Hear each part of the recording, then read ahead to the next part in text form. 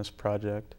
My main concern is why don't families nowadays want to spend more time with their immediate family and their extended family and like continue to bond together and make their whole like family legacy a big part of their life.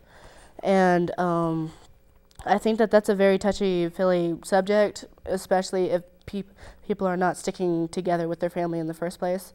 So my main concern is just like why?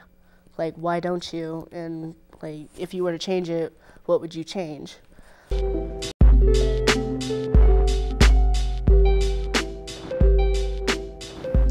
Hi, my name is Melissa Portis, and I am speaking with Mr. Kenneth Dalton, president of Our Story Incorporated. Now, Mr. Dalton, what inspired you to, or motivate you to begin the Our Story project?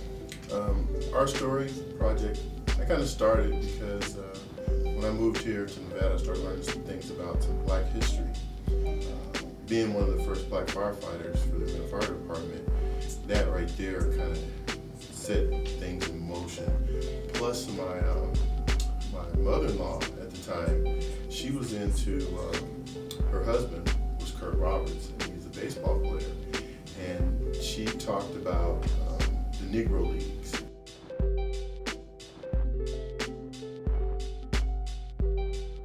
I started researching the Negro Leagues and different things like that, and then that opened up some doors to what has happened here in northern Nevada with Jack Johnson fight being on 4th Street, Jim Beckworth, who a lot of people didn't know was an African American, and that just kind of inspired me to start collecting and find out more history about African Americans in northern Nevada. When did this facility open, and who shared it?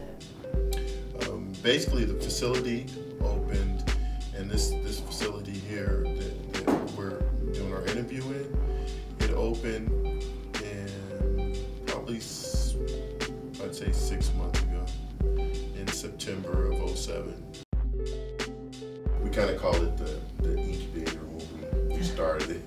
What we tried to do is, and what we've been trying to do is have an area that African Americans would be located, when people wanted to find out information on like what we're doing with Our Story, with history. The NAACP is one of the organizations housed in here. Reno Black Firefighters are housed in here. And then there's a couple individual groups that are also housed. And so what we try to do is create a one-stop shop. If you want to come and find information about what's happening in the African American community, you can come here, and we should be able to facilitate that with the different organizations that are here. Describe the interests or lack of in Black history in northern Nevada. I think it's one of those things that we just don't know.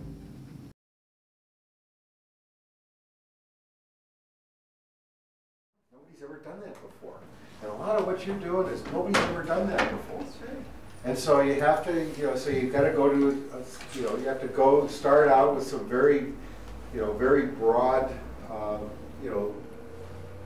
questions, and then you got to find somebody that'll give you an answer, and then you go find out if they're remembering things that are correct. Cases in the state of Nevada was called Stoutmeyer versus Duffy. And David Stoutmeyer was a 7-year-old African-American boy who lived in Carson City who wanted to go to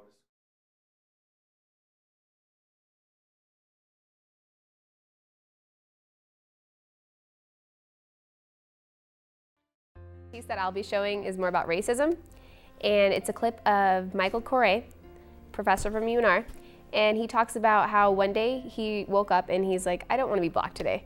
So he went to work and he pretended like he wasn't Black. He just acted normal like a white person, and he just felt very excluded, like very invisible, and it made me realize like that's horrible that people treat African Americans differently just because of their color. In the biggest little city in the world, Reno, Nevada, the population is not Black. Actually, Black people only make up 3% of our city.